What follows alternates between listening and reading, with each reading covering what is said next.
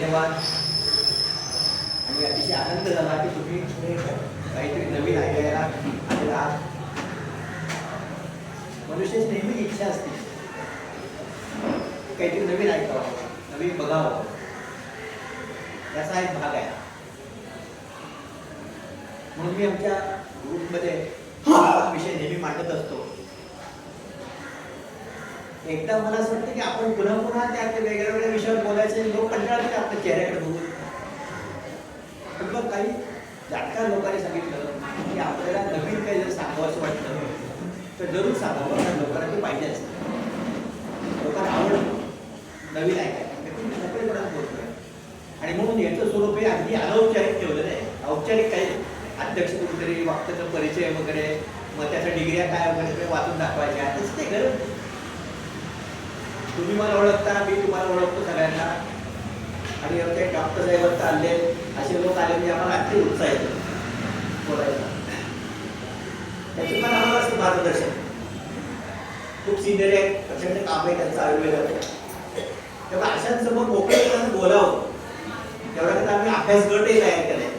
ज्यांना केवळ ह्याच्यातच इंटरेस्ट आहे त्यांनी यावं आहे. मग तेव्हा आम्ही जाहिरात वगैरे करत की बोर्ड घेत नाही आम्ही गावात, फक्त व्हॉट्सअपवर कळवतो असं आहे. पण येतात तो म्हणजे याचा अर्थ लोकांना ते पाहिजे असं आहे. पण विषयाकडे बोलू आपण. अतिशय चांगलं ऋतुमान आहे. गेले काही दिवस उन्हाचा उकाडा होता. आज आपलं भाषण आहे त्यामुळे पाऊस पडला. जरा थोडंसं बरं वाटतंय आपल्याला. मला दुपारी 3ला अशी भीती वाटत होती की पाऊस पडत होती काय, आणि भाटण्याच्या वेळेला पाऊस पडला तर काय करायचं. पण मला खात्री होती काम राहायला काळजी, आपल्याला काय करायचं, आपण आपलं भाषण द्यायचं काम करायचं. तो नेहमी आमच्या पाठीशी असतो. आताच राम जन्म झालाय. आज राम 4-5 दिवसाचा असेल. आज गुरुवारी जन्म झाला म्हटल्यानंतर बघे. त्यामुळे हा मुहूर्त चांगला आहे, दिवस चांगले आहेत. आणि आपल्या इथे किती उत्साहाने त्या महिलांनी तो कार्यक्रम केला, आम्हाला आश्चर्य वाटतं, चांगलं वाटतं. मी संध्याकाळचा प्रसाद द्यायला देखील म्हटलं, अहो तुम्ही फार चांगला प्रसाद वगैरे करता, किती दिवस तर एकत्र आहे. त्यामुळे कौशल्याचे सगळे डोहाळे पुरवायचे. पण ते चांगलं आहे म्हणते. त्याप्रमाणे कौशल्य डोहाळे पुरवले गेले 2 दिवस. रामाचा जन्मही झाला आणि राम आता पराक्रमाला निघालेला आहे. रामायणाबद्दल लहानपणापासून आपण ऐकतो. आता म्हटल्याप्रमाणे रामायणावर दूरदर्शनवर मालिका येऊन गेली. पण माझं स्वतःच म्हणणं मात्र असं आहे की आपल्याला जे रामायण ऐकायला मिळतं ते अर्धवट असतं. खरं थोडं रामायण आपल्यापर्यंत येत नाही. कारण तसा प्रयत्न तुम्ही केला ते शिवधनुष्य उचलल्यासारखंच काम आहे. ते सोपं काम नाही. वाल्मिकी रामायणामध्ये लिहिलंय ते प्रत्यक्षात साकार करणं हे फार कठीण काम आहे. आपल्याला जेव्हा जमेल तेव्हा रोज एक अध्याय ऐकून वाल्मिकी रामायण वाचा. 2 भागात आहे. आता गोरखपूरच्या यांनी फार स्वस्तात आवडते काढलेले आहे. वाल्मिकी म्हणजे महाकवीच आहे तो. त्याची प्रतिभा, त्याचे विचार, त्याचं वर्णन, त्याचं निरीक्षण काय नाही त्या रामायणामध्ये. पण आपल्याकडे येत नाही. एक तर आपण वाचत नाही रामायण, आपण ऐकतो. रामनवमीला कीर्तन ऐकतो, प्रार्थना ऐकतो. तो कधीतरी त्याच्या ओळीप्रमाणे सांगतो, त्याचं विचाराचं बरोबर असतं. पण त्या वाल्मिकी रामायणामध्ये इतके आपलतून सौंदर्य आहे, आपलतून शौर्य आहे. आज एक मित्र म्हणणारे काकडे ते रामायणाच्या कथेमध्ये नव्हते. वाल्मिकीची प्रतिभा अशी आहे ना, संबंध भारतभर जो भूगोल आहे, कुठं डोंगर, कुठं नद्या, नंतर कुठं फळझाड आहे, ही फळं कशी आहेत ह्याचं वर्णन वाल्मिकीने केलेलं आहे. आणि जसं तसं आजही आहे. हे केवढं दिव्य काम आहे.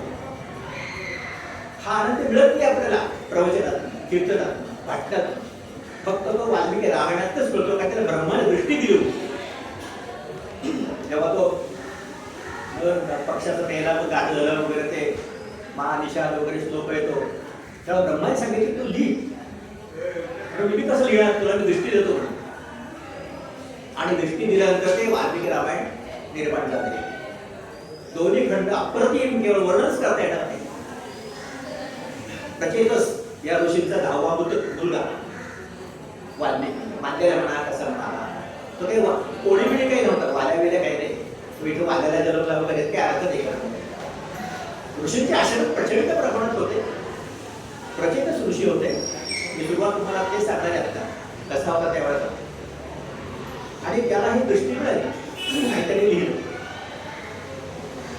त्या दूरदर्शन मालिकेमध्ये रामाचं कॅरेक्टर, सीतेचं कॅरेक्टर, रावणाचं कॅरेक्टर, सगळ्यांचे कॅरेक्टर जी पाहिली ना, एक रावण सोडला तर बाकी कुठले आपल्याला समाधान मिळत नाही. रावणाचं काम मात्र चांगलं झालेलं आहे, बऱ्यापैकी झालं. प्रत्यक्षात वाल्मिकीने सीतेचं वर्णन जे केलंय, रामाचं जे वर्णन केलेलं आहे, नलाचं वर्णन केलंय, सुग्रीवाचं वर्णन केलंय, ते इतकं विलक्षण आहे की ते वास्तव म्हणजे आनंद वाटतो आपल्याला, ज्ञानात भर पडते आपल्याला आणि आपली रामायणाशी अटॅचमेंट वाढत राहते.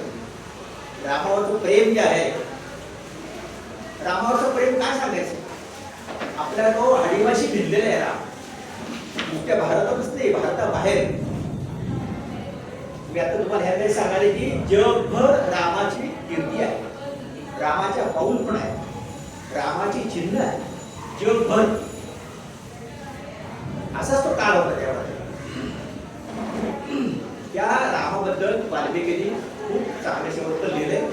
हे जगातलंच महाकाव्य आहे, याच्यात तोडीचं दुसरं महाकाव्यच नाही.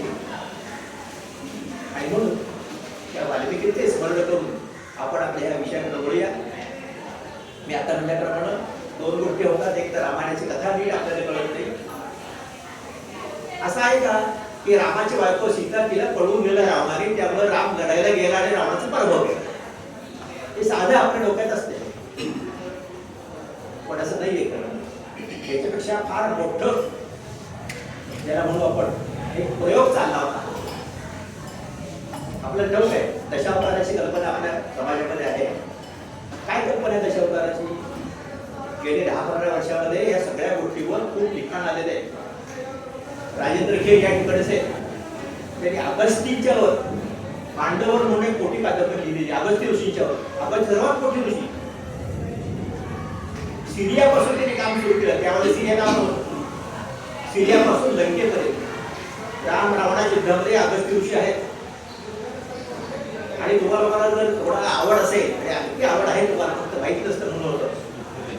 अगस्ती ऋषींचे आश्रम संगमनेर संपल्यानंतर डाव्या हाताला 30 किलोमीटरवर आहे. अकोले नावाचं गाव आहे, अकोले. इथं अगस्ती ऋषींचे आश्रम आहे. राम लक्ष्मण सीता तिथे गेले होते, राहिले तिथे. स्वागत केलं अगस्ती ऋषींनी, घेऊन घेतलं तिघांनाही. अस्त्र दिली त्यांनी अगस्ती मृत्यूला उपयोगी पडणारे ती अस्त्र हे मंत्र शिकवले, अस्त्र शिकवले. तो परिसर बघितला आम्ही, अतिशय देखणा परिसर आहे. कळसुबाईचं मंदिर आहे, शिखर आहे, त्याच्या पायथ्याशीच आहे आपण. मोठा परिसर आहे सगळा. अगस्तीच्या बायकोचं पण तिथे मंदिर आहे. भारतभर अगस्ती ऋषी आहे. अगस्ती ऋषींचा महिमा केवढा मोठा आहे. तुम्हाला सावरकरांचं गीत माहिती आहे, सागरा प्राण तळमळ. मोठं चांगलं आहे. त्यांना असं ओढ लागली की जावं आपण आपल्या देशामध्ये, कशाला इकडे राहायचं हे. आणि जाणं शक्य होत नाही, मग ते समुद्राला सांगतात, समुद्राला जाऊन देतात, सागराला. म्हणजे तू मला सांगितलं होतंस की पुन्हा परत भारतात घेऊन येईल म्हणून, पण तू घेत तेच अजून. जर तू असं जर करायला लागलं असतं तर अगस्ती ऋषीला सांगेल त्यांनी तुझं प्राशन केलं होतं, लक्षात आहे तुझ्या म्हणणे, संपून टाकला होता, तसं त्यांना परत बोलवेल. तू काय करशील? हे अगस्ती ऋषींचं काम आहे. राम रावण युद्धामध्ये अगस्ती ऋषी हजरत. आपला पूर्वीचं जे आहे ते भारत हे नाव नव्हतंच. दत्ताचा मुलगा म्हणून भारत म्हणतात, पण भारतवर्ष वगैरे, जम्बूद्वीप अशी देश नाव आहेत. रामायणाच्या वेळेला याची नाव आहे. थोडंसं प्राथमिक म्हणून मी सांगतो असं आहे की रामायण किंवा रामायणाच्या आधीच्या काळामध्ये भारताबाहेर मोठ्या प्रमाणामध्ये जे चाललं होतं ते म्हणजे ऋषी आणि त्यांचे आश्रम यांचा मोठ्या प्रमाणात विस्तार होता. आणि याचं केंद्र होतं भारतामध्ये. मनुष्य मुळात निर्माण झाला आफ्रिकेमध्ये पहिल्यांदा. पहिली निर्मिती माणसाची काही लाख वर्ष गेली तर उत्तरेकडे वर जायला लागला. आज इथं मुस्लिम देश आहेत, तिथून सिरिया वगैरे, तिथून तो तिथे राहायला काही दिवस. त्यामुळे तिथं आज पाऊल पुन्हा प्रचंड प्रमाणात आहे. सौदी अरेबिया, लिबिया, इराण या ठिकाणी राम कृष्णाच्या पाऊलखुणा प्रचंड प्रमाणामध्ये आहेत. कुठे कुठे आहे ते 2-3 उदाहरण तुम्हाला सांगणार आहे. जगभर आजही कसं आहे तसं आहे. मुद्दाम दडपून ठेवले. संशोधन करण्याबद्दल आम्ही फार श्रेष्ठ असं म्हणणाऱ्यांनी हे पत्र दाबून ठेवलेलं आहे. पण दिसतंय डोळ्याला समोर, चित्र दिसतंय, मूर्ती दिसतंय, काय काय दाबून ठेवणार तो माणूस तसा पूर्वेकडे गेला. आणि मग भारतामध्ये जेव्हा पाहिलं तरी हिमालय पर्वत आहे, गंगा यमुना नदी आहे, सरस्वती नदी होती त्यावेळेला. नद्या पुष्कळ आहेत, जमीन चांगली आहे, सर्व तऱ्हेचा इथे आहे, सखोल अशी जमीन आहे, वाळवंट पण आहे, उंच डोंगर जगातला इथे आहे. हे सगळं बघून तो माणूस, तो विद्वान माणूस आनंदित झाला. इतका आनंदित झाला की त्याला वेद स्फुरले. त्याला वेद इकडे तर कुठे नाही स्फुरले, भारतामध्ये वेद स्फुरले त्याला. आणि म्हणून दत्ततीर्थांचं जे पुस्तक आहे त्या आहे की वैदिक संस्कृतीचा इतिहास. हिंदू शब्द नाही त्याच्यामध्ये, भारत शब्द नाही त्याच्यामध्ये. आपल्या भारताचा इतिहास म्हणजे वैदिक संस्कृती. आपले वेद हे मुळात आहे आणि वेद हे सगळ्या जगाचे प्रमुख आहे. संस्कृती पहिली भाषा आहे जगाची, असा ते भारत आहे. आणि मग अभ्यंकर नावाचे विचारवंत ज्यांचे भाषण देतात त्यांनी अडकरांना चांगली माहिती आहे. अडकरांच्या बरोबर होते. एका व्याख्यानात त्यांनी सुरुवात केली, ते मला फार आवडतं, ते तुम्हाला सांगतो. अडकर म्हणजे सगळ्या जगाचा विचार करा. अभ्यंकर म्हणजे सगळ्या जगाचा विचार करा. अमेरिका म्हणजे दिवाणखाना आहे. वा काय छान अगदी व्यवस्थित, बरं वाटतं बघायला. स्वित्झर्लंड म्हणजे बाग आहे. 3 देशाचा समुदायामध्ये आहे. आणि भारत म्हणजे देवघरे. वा, भारत हे देवघरे जगाचं. म्हणजे अक्षरशः खरे, काही नाही. देव निर्माण झाले भारतामध्ये आणि देव निर्माण झाले होते. आजही कमी जास्त प्रमाणात आपलं तेवढी साधना आहे का नाही त्याच्यावर अवलंबून तुम्हाला देव जाणवतात तुम्हाला तशी माणसं. देवदेव म्हणजे तरी काय शेवटी परमात्म्याचा अंश असलेली, परब्रह्माचा अंश असलेली ती व्यक्ती म्हणजे देव. त्याच्यापेक्षा माझा कमी अंश असलेले म्हणजे ऋषी, त्याच्यापेक्षा कमी अंश असलेले संत. आणि सगळं दैवत्वाचं अंश नसणारे परब्रह्माचा अंश फार असून सुद्धा त्याचा उपयोग काय नाही. मस्ती फार आहे आणि रागीट स्वभाव वगैरे दुर्गुण आहेत ते म्हणजे राक्षस. राक्षस म्हणजे शिंग आहेत, दातपुर आहे, ते काय नाही, माणसासारखे राक्षस होते. देव आणि असुर, देव आणि राक्षस, असुर आणि राक्षस यांच्या मारामारी सारख्या प्राचीन काळापासून चालू आहे. आजच चालू असं काही नाही, पूर्वी होतं तोच वारसा आपण चालू केला. आज वाईट माणसं आहेत, चांगली माणसं आहेत. चांगली माणसं लक्षात घ्यायला, तसं देव लक्षात घ्यायला. त्या देवाने भारतामध्ये जन्म घेतला. आणि त्यावेळेचा स्वर्ग मृत्यू पाताळ कल्पना म्हणजे काय? कैलास म्हणजे स्वर्ग. हा रावण तिथे गेला होता, हलवलं कैलास त्याने, शंकराला हलवलं. शंकराचा भक्त पण त्याला हलवलं. त्याच्याकडे वरदाने मिळवून मागून घेतले, सांगायचं माहिती. भारत म्हणजे मृत्यूभूमी, त्याच्या खाली आल्या. कैलासाच्या हिमालयाच्या खाली आलो की भारत म्हणजे मृत्यूभूमी, आणि त्याच्या खाली गेलो की पाताळ. आणि आणखीन खाली गेल्यानंतर दक्षिण अमेरिका आहे आणि मालदीव आहे वगैरे, हे म्हणजे रसातळ ज्याला म्हणतात. वामनाला पाठवलं होतं ते मेक्सिको आले तिथे. मेक्सिकोच्या गव्हर्नमेंट गॅझेटेड मध्ये म्हटलेलं की भारतीय संस्कृती आमची गव्हर्नमेंट गॅझेटेड.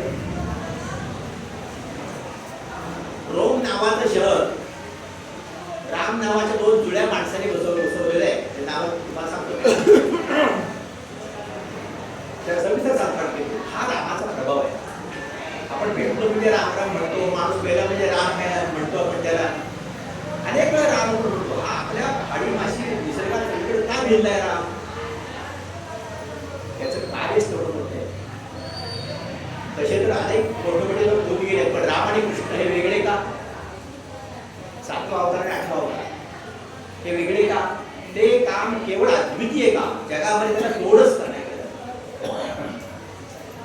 रामाची कशी गंमत आहे बघा. देव त्यांनी माणसाचं रूप घेतलं आणि कृष्ण देव म्हणून जन्माला आणि देव म्हणून संपला. दोघांची तुलना फार मजेशीर आहे. अशा रामाला का जन्म घ्यावा लागला? दशरथाचा पुत्र इक्ष्वाकू घराणं एवढं प्रसिद्ध आहे. बुद्धांना सुद्धा मोह होतो, जैनांना मोह होतो, आम्ही ते ईश्वर परळतले आहोत म्हणून सांगायचा. त्या घरात जन्माला आलेला आवडल्या घरात आहे, वडील आहे, 3 माता आहेत, प्रसिद्ध चांगलं आहे. त्याला काय हाऊस लागली होती जायचं जंगलामध्ये, हे करा ते करा, काय भेटलं करत नाही. असं का झालं? रामाला हे का करावं लागेल? रामावतार का निर्माण झाला? अशा दृष्टीने आपल्याला पाहायला पाहिजे, ऐतिहासिक दृष्ट्या पाहायला पाहिजे. आपण जर देवकल्पना मान्य केली, राजकीय खेळाचं त्याचं नाही पुस्तक आहे, देव म्हणजे काय, देवत्व म्हणजे काय, छान त्यांनी समजून दिलं. रावणाचं एवढा प्रभाव वाढला होता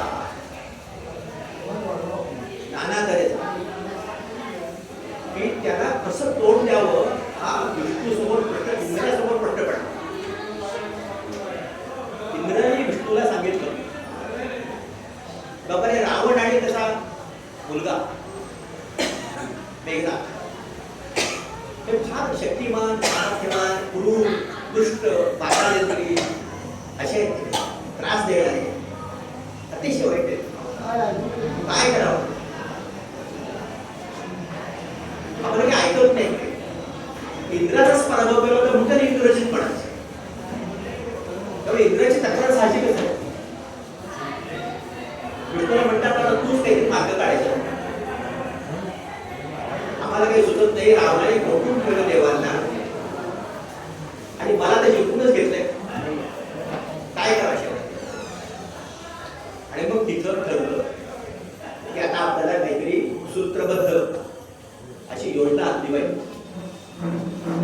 रावणाचा आणि इंग्रजांचा पराभव जर नाही केला तर पृथ्वीवरची मानवजात, पृथ्वीवरचे ऋषीमुनी जास्त करून सगळे धोक्यात येणार. रावणाचा आणि इंद्रजितचा पराभव करणं फार आवश्यक आहे. रावण आणि इंद्रजित यांनी जी व्यवस्था निर्माण केलेली आहे प्रचंड प्रमाणात, अतिशय आधुनिक, कितीतरीची विमानं रावणाकडे, ताफे होते विमानाची. तुम्हाला भाग दाखवणार मी आता इथे रावणाचा प्रभाव हा होता कशा नाही कळत. त्यामुळं विष्णूला विनंती केली सगळ्या देवांनी, तू काहीतरी कर म्हणून. आणि मग विष्णूने ठरवलं की आता काहीतरी आपल्याला करायला पाहिजे. मग पुढे पुढे अवतार कोणते घ्यायचे? सगळ्या तऱ्हेच्या प्राण्यांमध्ये, माणसांमध्ये विष्णूने अवतार घेतले. जांबुवंत कोण आहे, मारुती कोण आहे, हे सगळे अवतार आहेत. नळ हा सुद्धा अवतार आहे, वाली अवतार आहे, सुग्रीव अवतार आहे. कोणाचा अवतार आहे सांगतो तुम्हाला. या सगळ्याच्या साह्याने रावणाचा पराभव केला, इंद्रजितला मारून टाकला. हे खरं मूळ कारण आहे. रावणाचा पराभव करण्यापाठीमागे फार मोठं प्रचंड आव्हान उभं केलं होतं रावणाने.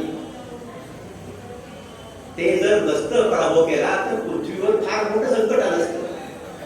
अवतार का होतं बघितलं आपण पहिल्यापासून, मासा, कासव वगैरे धोक्यात आली ती व्यवस्था. ती माणूस सुरक्षित नव्हता, ऋषीमुनी सुरक्षित नव्हते. विशेषतः ऋषीमुनींच्यावर जास्त महत्व आहे, त्याचा जास्त प्रभाव आहे सगळ्याच व्यवस्था. कारण त्यावेळेची आपली व्यवस्था ही ऋषीमुनींची व्यवस्था होती, आश्रमांची व्यवस्था होती. त्या आश्रमामध्ये काय चालत नव्हतं, सगळ्या गोष्टी चांगल्या चांगल्या चालत्या. राजधर्म काय असावा हे सांगण्यापासून ते शेती कशी असावी, युद्धामध्ये कोणती अस्त्र वापरावी, कोणते मंत्र वापरावे, व्यापार कसा करावा, कुटुंब व्यवस्था कशी असावी. अनेक ठिकाणी असं नव्हतं. त्या खेळाच्या पुस्तकात अगस्त्य ऋषींच्या प्रसंग असा दिला सुरुवातीला, त्यांनी सिरियापासून सुरुवात केली. जंगलाचाच भाग सगळा, कुटुंब व्यवस्थाच नाही अस्तित्वात. एक छान प्रसंग दिला होता खेळात. अगस्त्य ऋषी आपल्या 1-2 शिष्यांच्या बरोबर चालले. त्याचं काम असं आहे की सुव्यवस्था निर्माण करायची, कुटुंब व्यवस्था निर्माण करायची. तेवढ्याकरता आश्रम लोक काम करायचे. एक मुलगी भेटली त्यांना, म्हणजे माळीकडी. म्हणले तुझी आई कुठे आहे? ती म्हणली आई म्हणजे काय असतं? बरं म्हणजे वडील तुझे काय? म्हणजे वडील म्हणजे काय असतं? तर त्याने तिला ठेवलं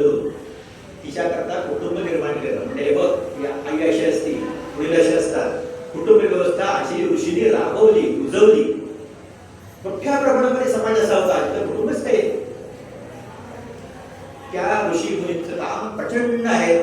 भारतात नाही, भारतात त्याचं मूळ आहे, पण सगळ्या त्या सिरियापासून, इजिप्त पासून आफ्रिकेपर्यंत त्या ऋषीपतींचं संरक्षण करणं आवश्यक होतं. रावणापासून धोका होता त्यांना, आणि म्हणून त्या रावणाला मारल्यानंतर त्या रामाचं नाव हे जगभर झालं.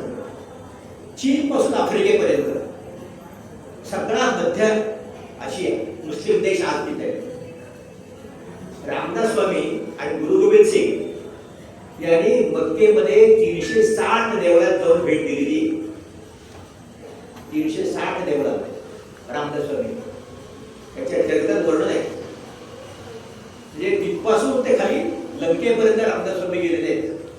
पिंजून काढलेले अक्षरशः मठ स्थापन केले. मथुरेचा मोठा मठ आहे रामदास स्वामीचा, तिथे संभाजीला ठेवलं होतं. त्यांचा आता त्या एका मोठ्या खांबावर रामदास स्वामीचं हे चित्र आहे, स्पष्ट टळटळीत काढलेलं आहे. असं ऋषीमुनीचं महत्व होतं. त्याचं संरक्षण म्हणजे समाजाचं संरक्षण. ऋषीमुनीच महत्वाचं ते राजापेक्षा. राजा नम्र व्हायचा ऋषीमुनींच्या समोर. मग ते वशिष्ठ असतील, अगस्त्य असतील, विश्वामित्र असतील, ही नावं सगळी माहिती तुम्हाला. प्रचंड त्याने काम केलेलं आहे. नंतर राजेसमोर म्हणून त्या रावण हा असा बिघडला. आता रावणाचा जन्म भारतामध्ये झालेला आहे, पण मी आता म्हणालो ना ऋषी मुनींचे आश्रम असायचे, तसा आफ्रिकेमध्ये टांझानिया इथं मेरू डोंगर, मेरू पर्वता ठिकाणी आश्रम होता. ते वेद विद्येचा अभ्यास चालायचा. तिथं पुलस्त्य नावाचा एक होता, त्याचा नातू म्हणजे रावण. रावण वाढला आफ्रिकेमध्ये, टांझानिया, आणि नंतर तो पूर्वीपासून अतिशय खोडकर होता. खोड्या करायचा, ऐकायच नाही पडत, गर्विष्ठ होता, अहंकारी होता, अतिशय हुशार होता, भांडायचं.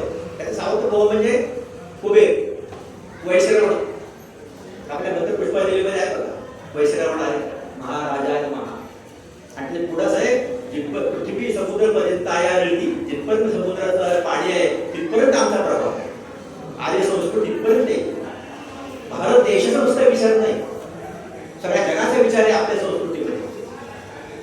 त्याच्या अगेन्स्ट आपला रामाचा अभ्यास करायचा, रामाचा विचार करायचा, रामाचा प्रभाव बघायचा आपल्याला.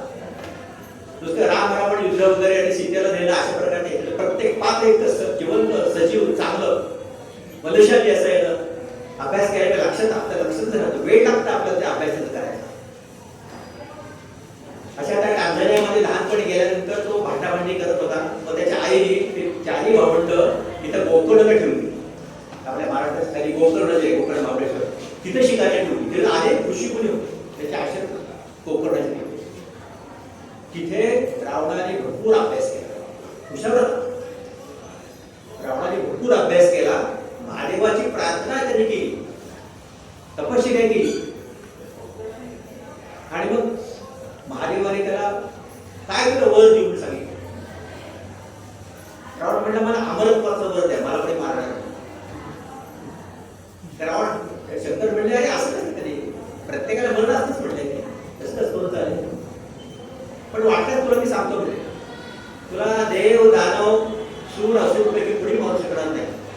खुश झाला रावण. अहंकार इतका जबरदस्त होता की माणसाचा त्यामध्ये उल्लेख नाही, हे लक्षातच आलं नाही. किंवा माणसाला तो कपदाचा माणूस म्हणजे काय, देव मी कोंडून ठेवले तिथे, तर इंद्राचा पराभव केल्यावर माणसाची काय काळजी करायची. किड्या मुंग्यासारखे मारतात नाही आपल्याला. रावण खुश झाला. त्याचं मूळ नाव दशानन. आरडाओरडा करण्यासाठी शंकराचं नाव ठेवलं रावण. स्वतःचं मूळ नाव नाही, शंकराचं नाव ठेवलं रावण. इतकी देवाची आणि असुराची हे बघा, म्हणजे देव आणि ऋषीमुनी यांच्याबद्दल संवाद होतो. आमचा लोक ठीक आहे, पण राक्षस आणि देव यांच्यामध्ये सुद्धा आहे. त्या ऋषीमुनी राक्षसांच्या मला दिसण्यामध्ये काही फरक नाहीये. अशा रीतीने रावण हळूहळू वाढत चालला होता. आणि मग मोठा झाल्यानंतर भांड्या लागला होतो. टांझानियामध्ये गेला होतो. वडिलांना मला म्हणला, त्याला त्याचं काही मित्रांनी पण बोलवलं. अशा फडाफिडे करत होता. नारद रावणाला म्हणले तू आता दक्षिण आफ्रिकेचा होता, तिथं फार तुझ्या उचापत्या फार वाढल्या गेल्या. तो विमानात बसून दक्षिण ध्रुवावर गेला.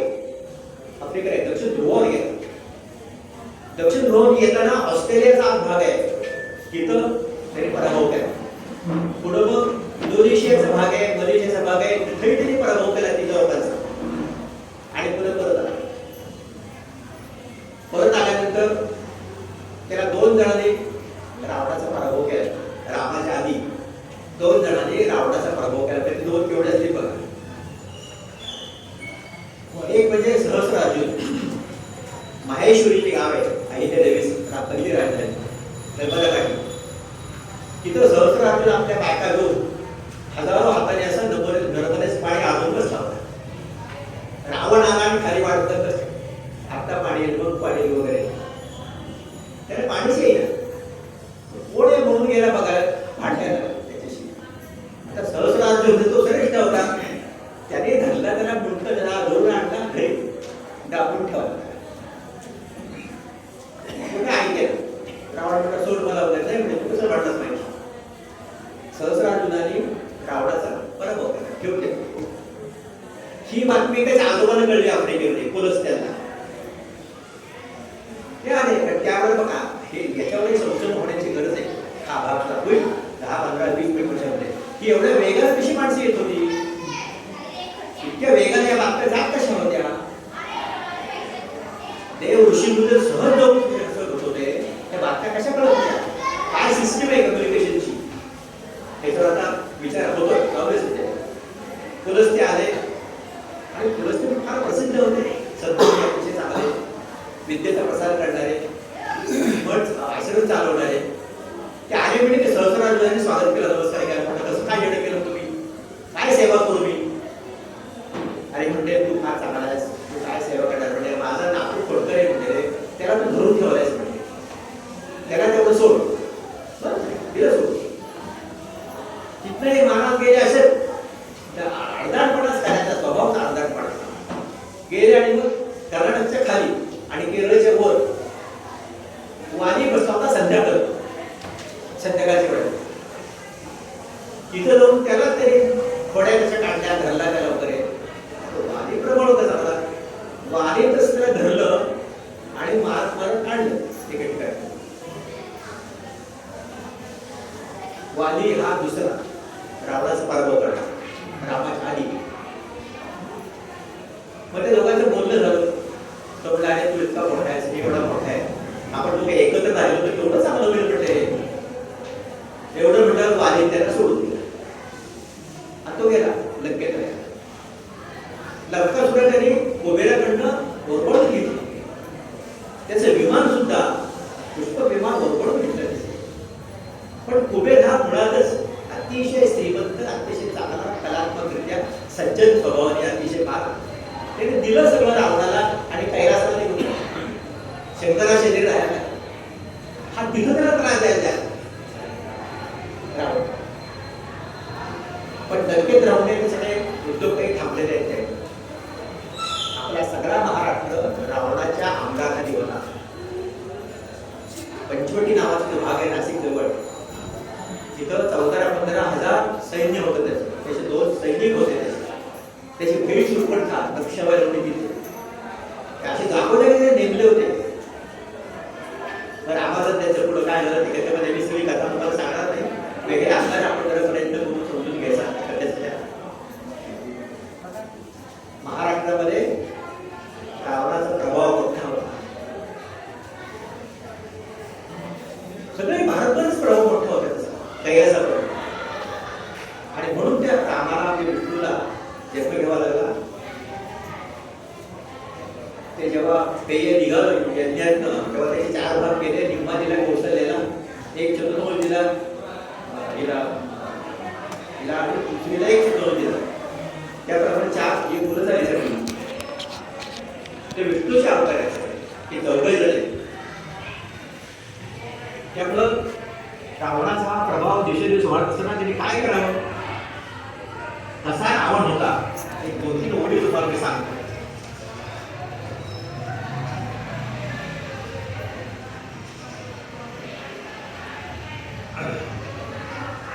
रावण दुष्ट होता म्हणून त्याचा वध करण्यात आला नाही.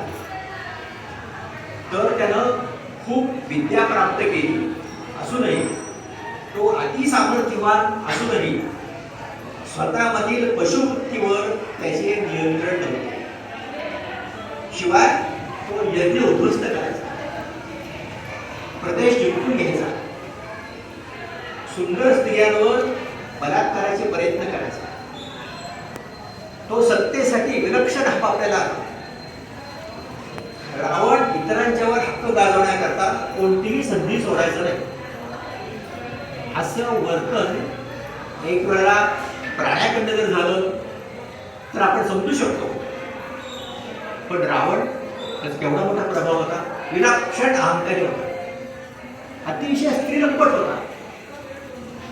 दोन उदाहरण तुम्हाला सांगतो, माहिती आहे तुम्हाला या व्यतिरिक्त पुन्हा वेदवती नावाची एक अतिशय सुंदर अशी स्त्री होती आणि तिला विष्णूशी लग्न करायचं म्हणून ती साधना करत होती. एक आश्रम चालवत होती.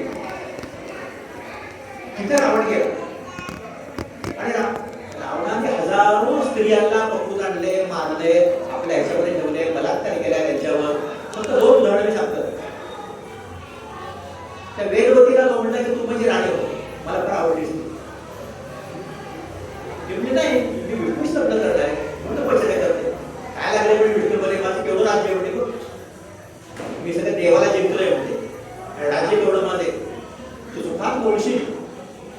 ते म्हणजे तसं काही चाललं नाही, मी विष्णूशीच करणार. बळजबरी करायला लागला तेव्हा तिने आग्री उडी मारली, नाहीच झाली. जाताना त्याला शाप दिला, तू एका स्त्रीकडनं मरशील. शाप दिला, तुला हात वापरणार स्त्रीला. दुसरं म्हणजे त्याच्यापेक्षा निष्पणाचं काम रावणाचं म्हणजे त्याचा सावत्र भाऊ कुबेर, त्याचा मुलगा नल कुबेर, त्याची बायको रंभा, तिच्यावर उड्या टेकडीवर त्यांनी बलात्कार केला. ती रडत गेली आपल्याला नल कुबेर म्हणजे बाबा असंच झालं. तो तसं काही फार शूरवीर काही नव्हता. तो गेला आणि त्याला ऐकून म्हणला, रावणाला म्हणला, तू नीच कृत्य केलेस म्हणला, तुला शोभतं का, तू राजा आहेस म्हणले, तू किती देवभक्त आहेस म्हणले, तुला शोभत नाही सगळे. आता जर म्हणले स्त्रीला हात लावशील तर तुझे 7 तुकडे होतील.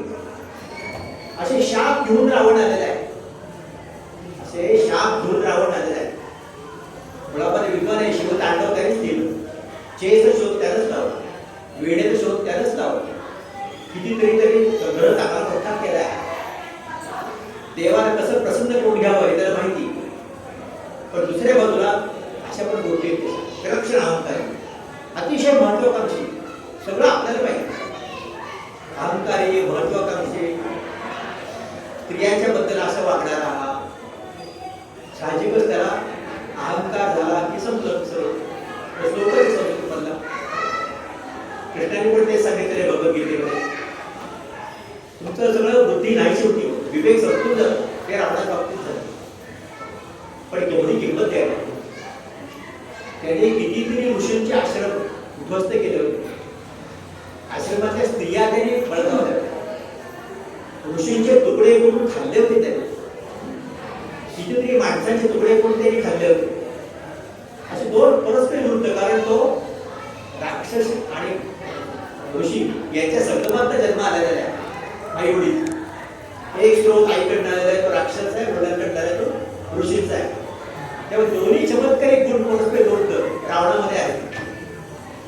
ते त्याला काही नियंत्रण करता आले नाही, ताबा ठेवता आला नाही, आणि त्यामुळे त्याचा विनाश हा थोडा आवश्यक आहे. पण का किती किंमत द्यायची, एवढा मोठा आहे रावणाचा प्रभाव केवढा आहे. मी मुद्दाम तुमच्याकरता माहितीसह मी नकाशा आणलेला आहे.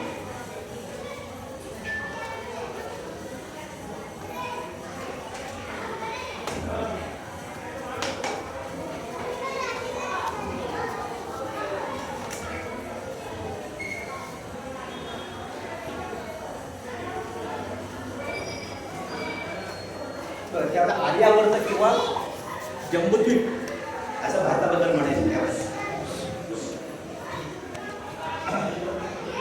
आता हे दक्षिण अमेरिका आहे, हे उत्तर अमेरिका आहे.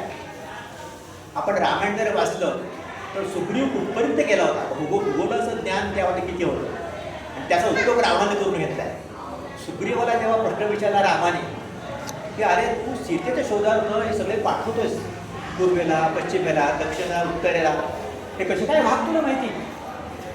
पण तो म्हणला वादी जेव्हा माझ्या मागं लागला होता मला मारायला, त्याचं भांडण होतं भावाभावाचं, त्यामुळे मी पळत होतो म्हणजे सारखा, कुठं कुठं मी गेलो हे सगळे भाग त्यांनी सांगितलेले.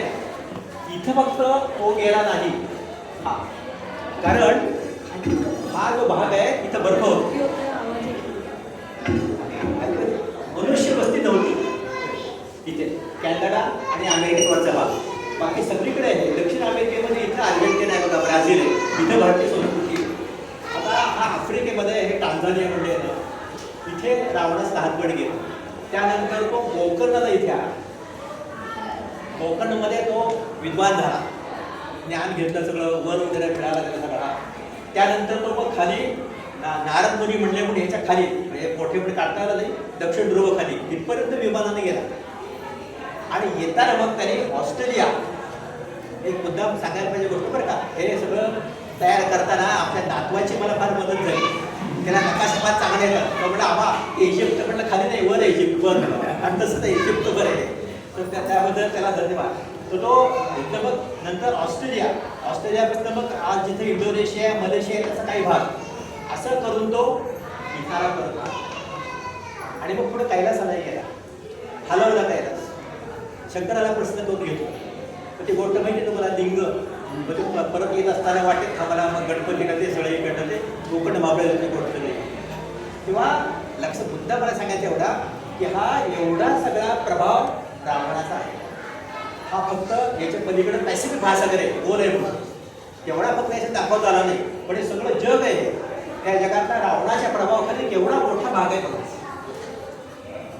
मी त्याला मंत्र सामर्थ्याने कुठेही जाता येतो, विलक्षण वेगानं जाता येत होतं. त्याला विद्वान होता तो. विमानाचे ताफे तो इजिप्त बरोबर व्यापार करायचा रावण. इजिप्त म्हणजे इथून टांझानियातनं म्हणा, भारतातनं म्हणा, कुठून हे सगळीकडं.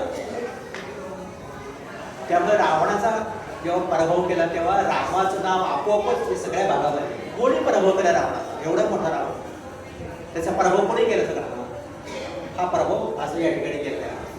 म्हणून हा मोठा जो भाग आहे हा ते सगळीकडं का इथे सिरिया आहे, इथे सिरिया आहे. तर इथे आपलं पहिल्यांदा खरं ऋषींचं वगैरे सुरू झालं, अगस्त्य ऋषींचं काम, आर्यांचं काम. इथे हे सगळे असे इकडं आले आणि मग इथून वेद निर्माण झाले. हा इथं मग कैलास, तिबेटच्या पलीकडे. ह्या कैलासाला विलक्षण महत्व आहे. अजून त्याचं नीट हे लागलेलं नाहीये, संशोधन नीट झालेलं नाहीये. कैलासावर पुढे जाऊन येतात.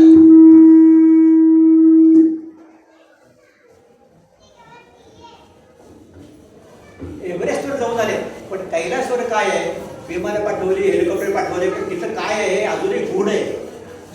असं म्हणतात की कैलासचा हा जो भाग आहे, कैलास आणि जिमीचीमा, इथं जगातल्या गोड्या पाण्याचा 80% उगम या ठिकाणी. जगातल्या आपली गंगा, यमुना, ब्रह्मपुत्रा या सगळ्या नद्या आहेत ना, त्याचा उगमाशिवाय आणखी काही 80% गोड पाण्याचा उगम या ठिकाणी आहे. हे काय गोड आहे नेमकं, हे खोटं काही नाही, पण शोधून काढायचं लागेल. हळूहळूपर्यंत होईल ते, आपण त्याप्रमाणे खूप काही कळत त्यामध्ये. तर सांगायचं म्हणजे की खऱ्या अर्थानं देवघर आहे. ह्या देवघराचं रूपांतर रावणानं हे केलं होतं, त्यामुळं विष्णूला अवतार घ्यायला लागला. त्यामुळे त्याचे 4 भाऊ पण त्याच्यामध्ये आले, बाकीचे पण सगळे आलेले. आता कोणी तुम्ही काय काय अवतार घ्यायचे तुम्हाला ते सांगतो. राम हा विष्णूचा अवतार आहे, सीता ही लक्ष्मी आहे, नल हा विश्वकर्मा आहे, सुग्रीव हा सूर्यपुत्र आहे, वाली इंद्रपुत्र आहे, हनुमान पवनपुत्र आणि शंकराचा अंश असा आहे. हनुमान एक कॅरेक्टर असं आहे बघा, एक जरूर ऐकून घ्या. आपल्याला फक्त थोड पाहिजे हनुमानाची, इतका विलक्षण त्याला पैलू आहे, ते चांगले पैलू हनुमानाचे. त्याला ते काय ते हे माकड आमकं तमकं मूर्खपणा आहे सगळा. हे आपल्याला मुद्दाम केले. युरोपपर्यंत म्हणतात मंकी गॉड, म्हणजे आपले मुद्दाम हे करतात, हे ठरवून केलेलं आहे. हे आपल्याला माहीत नव्हतं, पण आपल्यातल्याच लोकांनी बाहेर आणलं नाही म्हणून, आणि मुद्दाम ते दाबून ठेवले मुसलमानांनी आणि ख्रिश्चन लोकांनी. आमचीच फक्त संस्कृती श्रेष्ठ असं घडलेलं आहे. 1835च्या सुमारास, 1857चं बंड होण्यापूर्वी भारतामध्ये मेकॉले नावाचा एक शिक्षणतज्ञ होता आणि तो अभ्यासक होता. त्याने कायदा केला मेकॉलेने. त्याने असं पाहिलं कारण त्याच्या आधी रामायणाचा अभ्यास सुरू झाला होता कलकत्त्यात, विलियम जोन्स वगैरे सुरू केला होता अभ्यास. तो केल्यानंतर इथं काहीतरी चांगलं आहे वगैरे याची जाणीव त्यांना झाली, म्हणून त्याने कायदा केला की भारतातली शिक्षण पद्धती अशी आपल्याला बदलायची की ज्यामुळं ही माणसं दिसायला जरी काळेसावळे असली तरी वृत्तीनं ते ब्रिटिश असतील, संस्कारानं ते ब्रिटिश असतील, पाश्चात्य संस्काराखाली ते वाढले जातील. ते सगळं आजपर्यंत चालू आहे. दुर्दैवानं स्वातंत्र्य मिळाल्यानंतर यात काही फरक पडला नाही. आपण सगळे जी पाठ्यपुस्तकात वाढलो, जे संस्कार घडले, शिवाजीबद्दल एक परीक्षा असायचा आणि बाबर मुघलच्या बद्दल 2-3 पानं असायची. कशा करता? हा खोटा इतिहास आहे. हा मेकॉले मागं त्याच्या आहे. तुम्ही बघा, स्वातंत्र्यानंतर सगळे शिक्षण मंत्री मुस्लिम आहेत. आपण आता केव्हा तरी बोललं पाहिजे प्रश्न पडतो. सगळे शिक्षण मंत्री मुस्लिम आहेत, कारण NCERT मध्ये वगैरे शिक्षक कोणते नेमायचे, काय लिहून घ्यायचं, एवढंच कशाला. डिस्कवरी ऑफ इंडिया हे पुस्तक एका मुस्लिम प्राध्यापकाने लिहून दिले नेहरूंना. काही भाग त्यांचा आहे पहिला. काय ते इरफान हबीब वगैरे नाव आहे त्याचं, त्याचे वडीलही प्राध्यापक होते अलीगढ मुस्लिम युनिव्हर्सिटीमध्ये. त्यांनी लिहून दिले पंडित नेहरू. आणि साधी गोष्ट अशी की पंडित नेहरू, सावरकर, नेता सुभाषचंद्र बोस हे समकालीन ठरवले. आता सावरकरांना शिवाजी वगैरे याचा अभिमान आहे, हिंदू संस्कृतीचा अभिमान आहे. नेता सुभाषचंद्र बोस तर शिवाजीपासून प्रेरणा घेऊन गरिबी कावा शिकून गुप्तपणे कलकत्त्यातनं युरोपमध्ये गेले. ती मोठ्या बघितल्या मी कलकत्ता, ती अजूनही आहे. रात्री त्या मोठ्या इकडे चालव आणि जवळच्या स्टेशनवर सोडू, गुप्तपणे जायचे मला म्हणते. सुभाषचंद्र बोसाला शिवाजी मान्य होते. त्याच्यापेक्षा कव्हरमध्ये परवापर्यंत व्हिएटनाममध्ये लढा झाला, आता विसर चालू आहे. चिंचोळी पट्टी हो, व्हिएटनामची निम्मात फक्त तो. अमेरिकेने वर्षाव केला बॉम्बचा, नापाम बॉम्ब टाकले, जाळली अक्षरशः जमीन. ते लपून बसायचे झाडावर आणि अमेरिकन लोकांना की मारायचे. ज्याच्या आत चालू आहे ना, त्या अमेरिकेची पहिली वेळ नाही गेला होती, तिसरा प्रयोग फेल झालेला. ते होचिमिन त्यांचे नेते ते एकदा दिल्लीत आले. प्रश्न विचारताना त्यांना सांगितलं की हा आमचा गनिमी काव्यामुळे आम्ही म्हणजे विजय मिळवला आहे आणि गनिमी काव्याची प्रेरणा मी शिवाजीकडनं घेतली. होचिमिन म्हणतात, सुभाषचंद्र बोस म्हणतात. आणि डिस्कवरी ऑफ इंडियामध्ये वाईट उल्लेख आहे शिवाजीचा. माफी मागायला लागली शिव. प्रतापगडावर शिवाजी पुतळ्याचं उद्घाटन करायला यशवंतराव चव्हाण जेव्हा घेऊन गेले तेव्हा कसरे नावाचं गाव आहे, तिथल्या शेतकरी धावून गेला अंगावर नेहरूच्या. शिवाजीबद्दल आदर नाही, मग कशाला करता उद्घाटन म्हणून तुम्ही? हे मुद्दाम आपल्या देशातली संस्कृती वगैरे दडपून टाकण्याचे प्रयत्न जाणीवपूर्वक शतकानुशतक चालले होते. त्यामुळे हे आपल्याला माहिती. हे सगळं काय माहितीये, राम काय, सीता काय, रावण काय, तर तो पूलच नव्हता असं सगळं म्हणजे रामायणच झालं नव्हतं. हेच होतं. हिंदू म्हणून घ्यायचं आपल्याला गिल्टी वाटायचं परवापर्यंत. आत्ता जरा अनुकूल वातावरण झालंय, राजसत्ता जेव्हा अनुकूल आहे तेव्हा श्वास घेता येतो. हे सगळीकडचंच आहे. राजसत्ता जेव्हा प्रतिकूल होती त्यावेळेला गुदगल असते तसं झालं ते. आणि म्हणून मेकॉलॉजी केलं. पण आता मोदींचे प्रयत्न हे मला आवश्यक आहे म्हणून यावं लागतं. मोदीचे प्रयत्न हे की NCERT कडनं नवीन पुस्तकं लिहून घ्यायची, त्याच्यामध्ये ह्याचा उल्लेख करायचा. योग्य जे जे आक्रमक झाले, लाखो लोकांची मुंडकी कापून दिल्लीला डांगरीत झाला, कुठेच उल्लेख नाही. नसलेल्या गोष्टीचा उल्लेख आहे. का नाही आमचा उल्लेख? पण हे जगाचं केंद्र आहे बरं का. मगाशी म्हटल्याप्रमाणे हे देवघर आहे जगाचं, हे त्या संस्कृतीचा उल्लेख काही नाही. आणि तुम्ही तुमचे लाड हे करतायला काय म्हणावे? आता रोम या शहरामध्ये म्हणजे राम नावाच्या दोन जुळ्या भावाने बसवलं, तसं रोम हे राजधानी होतं, होली रोमन एम्पायर. त्या इटलीमध्ये रामायणाच्या प्रचंड खानापूर आजही आहेत. असे त्याच्यामध्ये रांजण आहेत मोठे मोठे त्यावेळेपासूनचे. आणि रांजणावर रामायण कोरले, रांजणावर रामायण कोरले. एक मोठी बिल्डिंग आहे युनेस्कोनं बांधलेली, तिथे जेवणाची व्यवस्था करतात.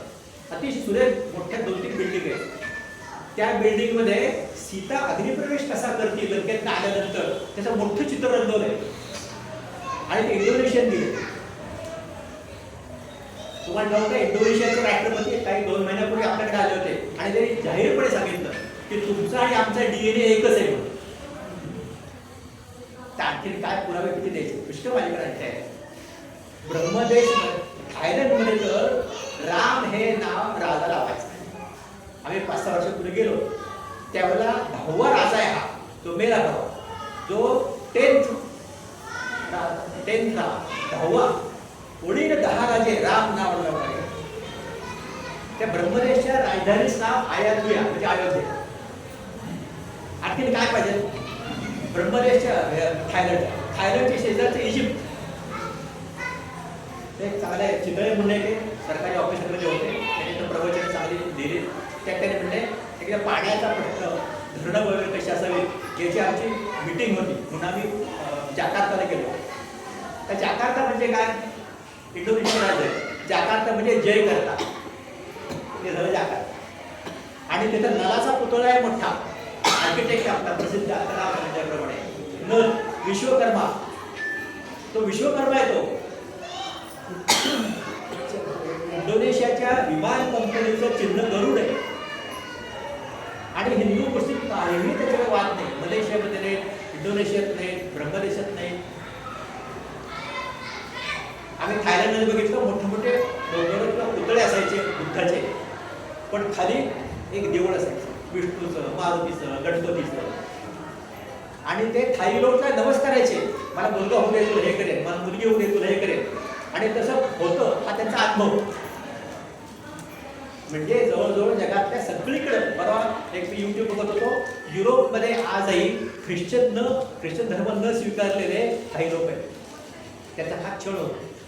जसं परवापर्यंत आपल्याकडे आदिवासी जावायचा, दुर्लक्ष केलं जायचं, तसं त्यांचा छळ व्हायचा. मग ते एकत्र आले. ते काय करतात, दरवर्षी रामलीला साजरी करतात. दरवर्षी शतकानुशतक रामाची पूजा करतात. आता मग ते एकत्र आले, जागे झाले, त्यांनी स्वतःचं कॉलेज काढल्या. ख्रिश्चन नाही पण युरोपियन आहे. कुतुब मिनार हे विष्णुपद आहे. कुतुब मिनार सोमनाथ वगैरे या देवळातल्या सगळ्या मूर्ती फोडायच्या, तिथं टाकायच्या, म्हणजे लोकांनी त्याच्यावर पाय करून वर जाऊ. अतिशय विकृत विचार सगळे मुसलमानांचे आणि ख्रिश्चनांचे हे पसरले सगळीकडे हे. आणि उदात्त संस्कृती जगातली ही दडपली जावी हे जाणीवपूर्वक प्रयत्न केलेत सगळे. त्याचा हा भाग आहे. हे सगळे याला अवतार घ्यायला लागले वेगळे वेगळे. हनुमान पवनपुत्र आहे, गंधर्व इतर प्राणी यांच्यामध्ये सुद्धा अवतार घ्यावा असं सुचवलं गेलं. कारण राम जेव्हा जाणार आहे त्यावेळेला तिथे आहे कोण लढायला, रामाला मदत कोणाची. कृष्णाच्या वेळेला पांडवांचं सैन्य होतं, रामाला काय कोणतं सैन्य, पण सैन्य तर पाहिजे. अप्सरा, गंधर्व, किन्नरी, यक्ष यांच्यामध्ये अवतार निर्माण झाले. जांबुवान हे अस्वल, हे अवतारी अस्वल आहे. वानरांचे 20 सेनापती होते, कोणीही मेलं नाही. काय हातामध्ये शस्त्र आहे, पण लढले ते झाडं तूट टाकायचे, दगड मारायचे. अशा प्रकारे रावणाचा यांनी पराभव केला. आता मी आवर्त घेतो, फक्त एक 2-3 प्रसंग कहाणी सांगतो. कसे राम, सीता, लक्ष्मण, भरत. रावण तर पाहिलं अतिशय देखणा होता, हात ओढा वगैरे काही प्रकार काही नाही. राक्षस होता, वाईट होता, विद्वान होता, चांगला होता. देवाला जिंकलं होतं त्याच्या मुला इंद्रजित. राम हा पडला गोविंदकडे बघून रामाची कल्पना येते. राम चांगला उंचा गोराप्पा, दणदणीत असा, अनेक तऱ्हेच्या विद्या त्याला प्राप्त आहेत असं. रामाचं वर्णन इंद्राने केले. राम त्याला म्हणतात,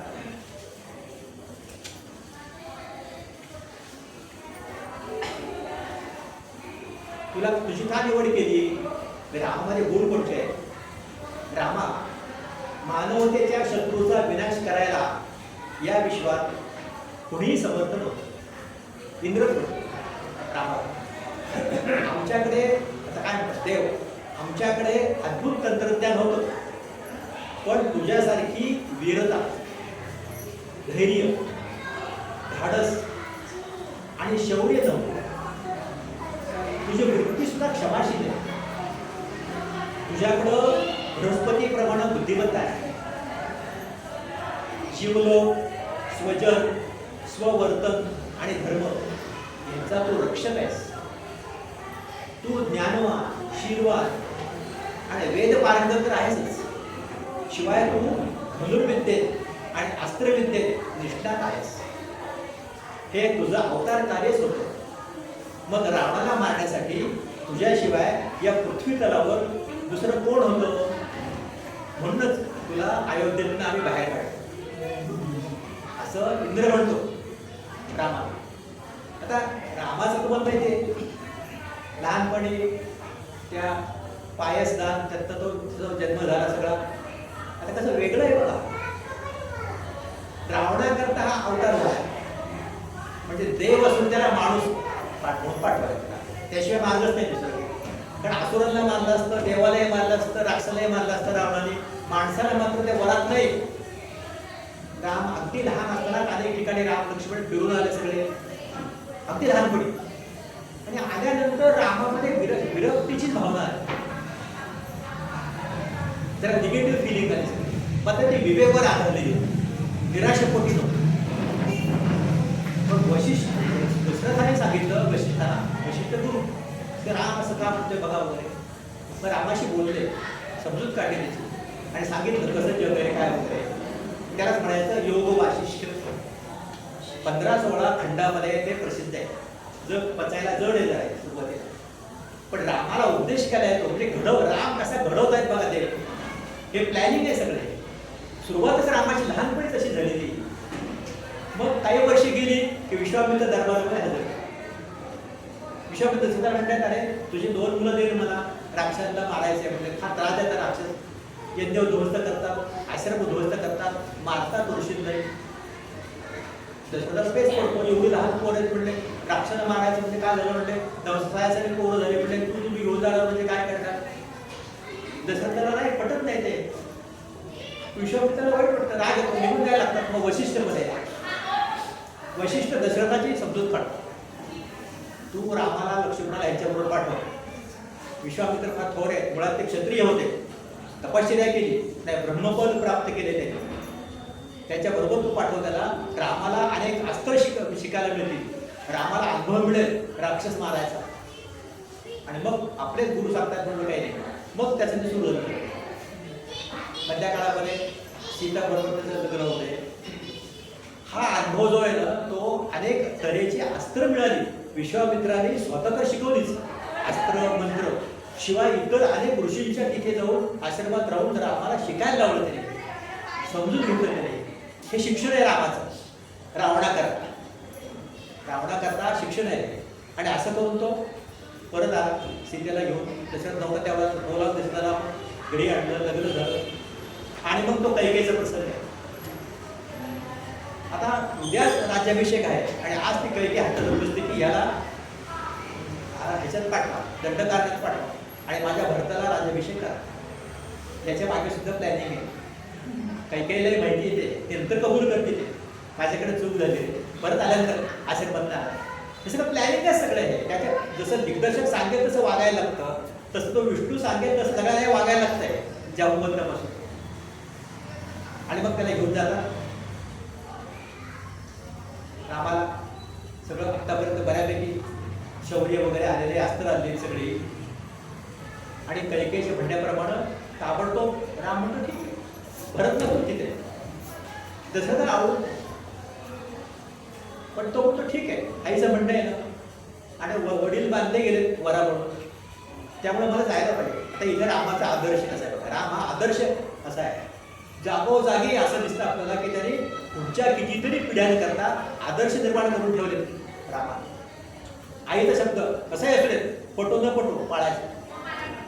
वडिलांचं त्रास होणार नाही असं बघायचं, शब्द आहे त्यांचं पाळायचं. कबूल होतो, तयार होतो आणि जायला.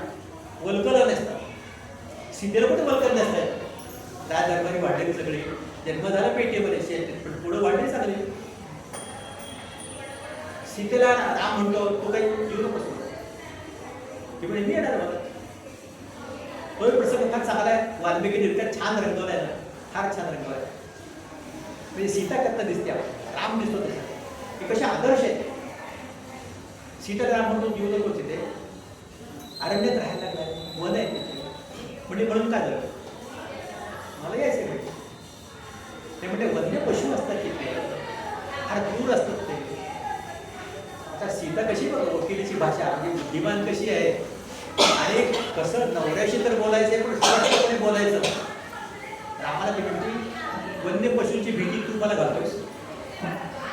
तू आता पण किती वन्य मारलेस पशु, तुला भीती वाटली किती का? अरण्यामध्ये तू विश्वामित्र बरोबर गेला होतास, किती अस्त्र शिकलास, किती वन्य पशूंना मारलंस, आणि आता मला भीती लागते वन्य पशूंची.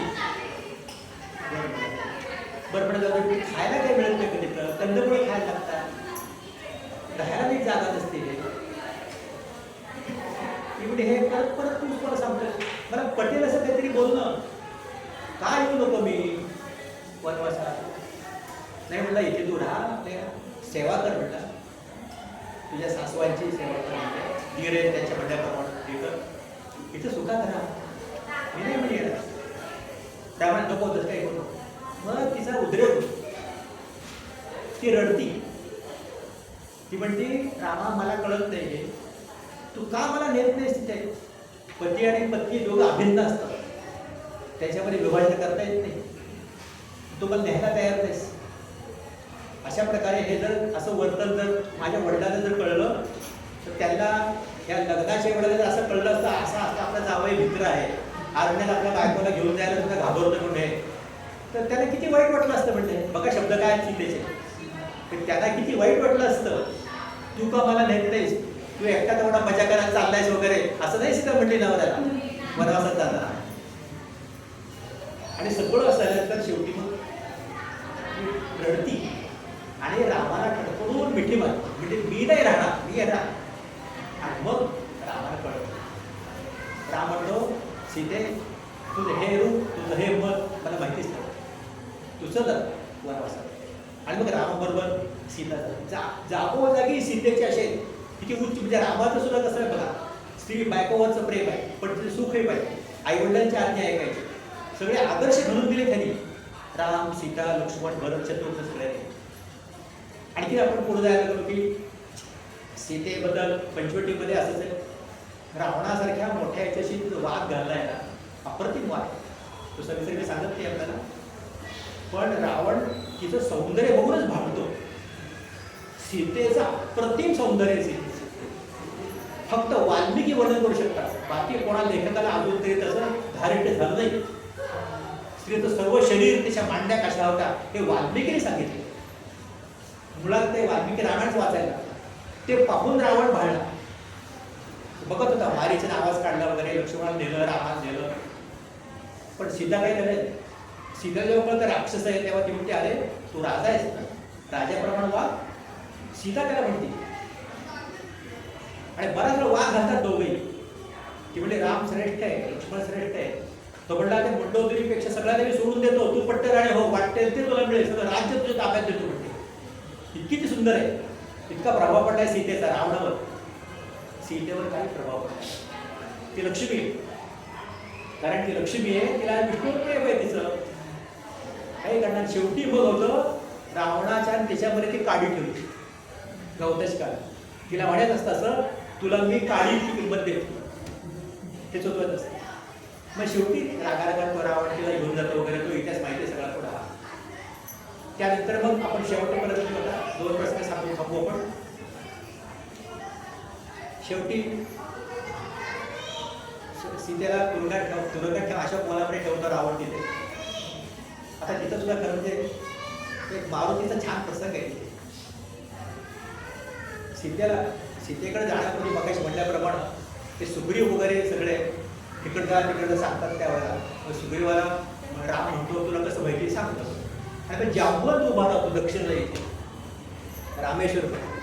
आणि म्हणजे इथून आपण तिथं सगळे वानरं बसलेले असतात आणि मारुती असा सुंदर झालेला असतो. आणि जांबवताला वाटतं कोणतरी जावं आणि उड्डाण करून लंकेत जावं, शोध लावा सीतेचा. पण वानरामध्ये प्रत्येकाची कॅपॅसिटी वेगळी वेगळी असते, 10 योजनं, 15 योजनं, 20 योजनं वगैरे. पण हे तर चांगलं 100 योद्धा लांब आहे लंका, तिथे कसं जायचं? मग जांबुवंत मारुतीला बघून काय म्हणतो, हे वेदशास्त्र संपन्न हनुमान, हे त्याचं वाक्य आहे. तो वेदशास्त्र संपन्न आहे हनुमान, त्याला शाप मिळालेला असतो. आयत्यावर तुला काही आठवलं नसते मारुती. मग तो जागा होतो आणि मग तो तयार होतो वगैरे, तपशी सांगत नाही असता काही. आणि मग तयार झाल्यानंतर आता तिकडे जायचं उड्डाण करून, त्यालाच फक्त शक्य असतं हे. मग तो पोच घेतो असे उड्डाण करायचे, जमिनीवर गुडघा ठेवतो, हात ठेवतो, वरमान करतो, गुबाळ करतो. त्यामुळं सगळी पृथ्वी डळमळायला लागते, डोंगर हालायला लागतात, समुद्र खवळायला लागतात, झाडं पडायला लागतात. रामदास स्वामींनी ह्याचं अतिशय सुरेख वर्णन आरतीमध्ये केलेलं आहे. 17 उड्डाणे हुंकार वदनी, करे डळमळ भूमंडळ सिंधू जळ गगनी, कडाळते ब्रह्मांड धोका त्रिभुवनी, सुवर्ण दिशाच झाल्याच्या फळणी, जयदेव जयदेव जी हनुमंता. आणि मग पुढचं कडवं काय, त्याही कडव्यामध्ये कसं सगळं हलून गेलं. आणि याच्यापेक्षा चांगलं वर्णन भीमरूपीमध्ये, आणि प्रत्यक्षात मारुती भीमरूपीच्या वर्णनापेक्षा आणखी चांगला आहे. पण पुन्हा केव्हा तरी तिथे गेल्यानंतर मग सीतेला रावणाचा परा बोलतो, सीतेला सोडून आणतात. आणि विभीषण सांगतो लोकांना आपल्याला की सीतेला स्वच्छ आंघोळ घालून, नवीन वस्त्र नेसून, कुंकू वगैरे लावून, दागिने घालून तिथे घेऊन, मग सीतेला स्वच्छ चांगलं करून आंघोळ घालून पालखीत बसून आणतात. राम लक्ष्मण बघत राहतात. देव जमलेले असतात हा प्रसंग बघायला आकाशात. आणि सीतेला आणतात, सीता रामाकडे बघते, राम सीतेकडे बघतो. आणि सीतेला पाहिजे राम म्हणतो, हे सीते, मी माझं काम केलेलं आहे, मी क्षत्रिय, मी तुला वाचवले, तू आता स्वतंत्र आहेस, तू कुठे जाऊ शकतेस, तू वाटल्यास तिथे विभीषणाकडे राहा, अयोध्येकडे जा, सुग्रीवाकडे राहा, तुला जिकडं पाहिजे तिकडं तू राहा.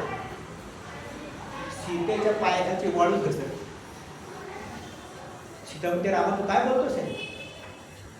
एक वाक्य आहे वाल्मिकी रामायणात दिलं. सीता काय म्हणते? सीता म्हणती, एखाद्या हलक्या दर्जाच्या माणसाने हलक्या दर्जाच्या बाईला बोलावं तसं तुम्हाला बोलतोस. हीच किंमत केलीस का माझी तू? राम म्हणा, नाही पडते, तसं नाही चालणार नाही. मग सगळं बिटतच नाही. मग सीता लक्ष्मण म्हणते, लक्ष्मणा लाकडं घेऊन ये. अग्नी पेटवलं जातं आणि सीता त्यामध्ये प्रवेश करते. अग्नी नाही स्वीकारत, सीता तशी इंटॅक्ट राहते आणि बाहेर येते. मग ब्रह्मा, इंद्र सगळे रामाला म्हणतात, अरे रामा ते काय रे हे, तो विष्णू आहेस ना म्हणते, ते लक्ष्मी आहे म्हणते, कशी परीक्षा बघतोस तिची? तुला कल्पना नाही का ती कशी येते पुढे? अतिशय निष्कलंक आहे म्हणते सीता. तू काय शंका घेतोस त्याची? काय तुला अधिकार याचा हवेचा? मग रामानं उत्तर दिलं ते महत्वाचं.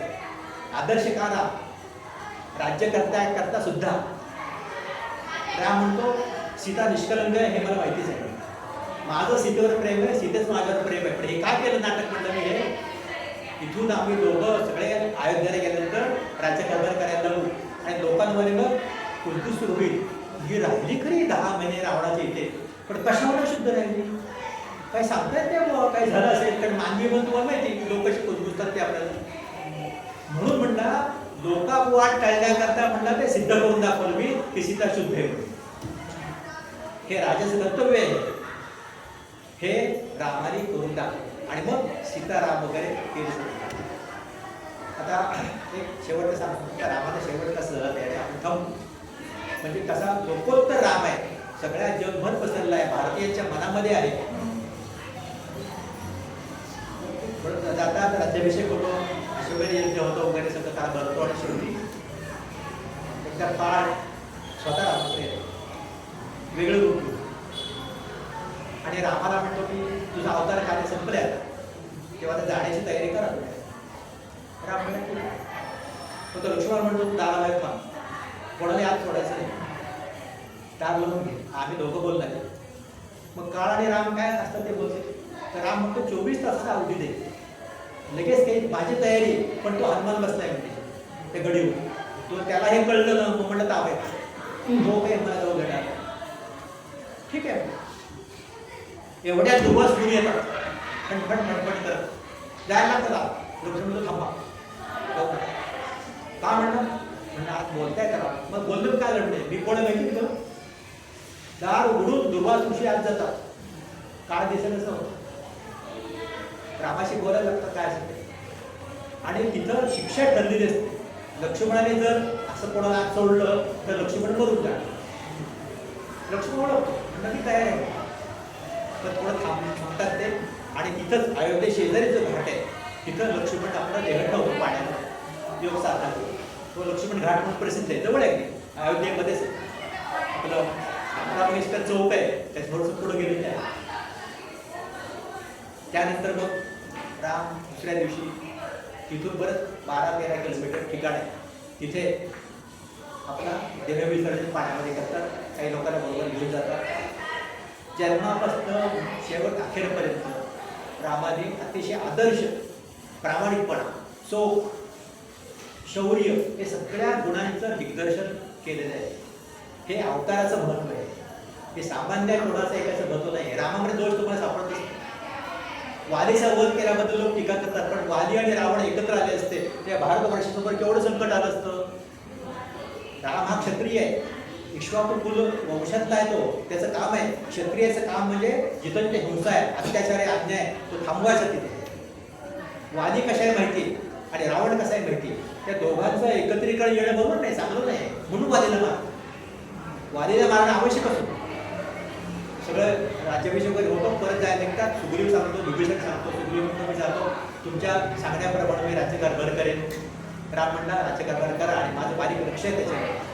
म्हणजे भारतीय ऐक्याचे प्रयत्न आहेत. विभीषणालाही सांगतात तू राज्यकारभार कर त्याच्याप्रमाणे चांगला कर रावणासारखं करू नकोस का व्यवस्था बदलून टाक सगळी आमचं लक्ष आहे बरं का त्याच्याकडं. राम आहे सगळ्याला सांगतो. असं करून त्या सगळ्यामध्ये ह्याच्यामुळे होतं काय हा सगळा भाग सुरक्षित राहिला. ऋषीमुनींच्या करता आश्रमांच्या करता. ऋषीमुनी आश्रम म्हणजे अशा वाहिन्या होत्या समाजाच्या. त्याच्यामुळं समाज चांगला होणं शिकवणं वगैरे सगळं होतं. राजावरही त्याचं वर्चस्व असायचं. ऋषीमुनी आले म्हणजे की राजा उत्थापन द्यायचं. असं राजाचं स्थान एका अर्थानं मूल्यम होतं. ऋषीमुनींचं होतं कारण ते मूल्यांचं आहे. त्यांचं श्रेष्ठत्व आहे त्यांचं सिंहासन वेगळं असायचं. ती अवस्था याच्यामध्ये आहे आणि म्हणून राम हा तुमच्या आमच्या रक्तामध्ये घेतलेला आहे. वाल्मिकी सुरुवातीलाच म्हणतात की जोपर्यंत चंद्र सूर्य आहे तोपर्यंत राम हे राहणार. एकाच वाक्यामध्ये सगळ्यांचं सार आलं. आपण सर्वांचे मनपूर्वक धन्यवाद देतो. शांतपणे ऐकून घेतलं. मला पुन्हा एकदा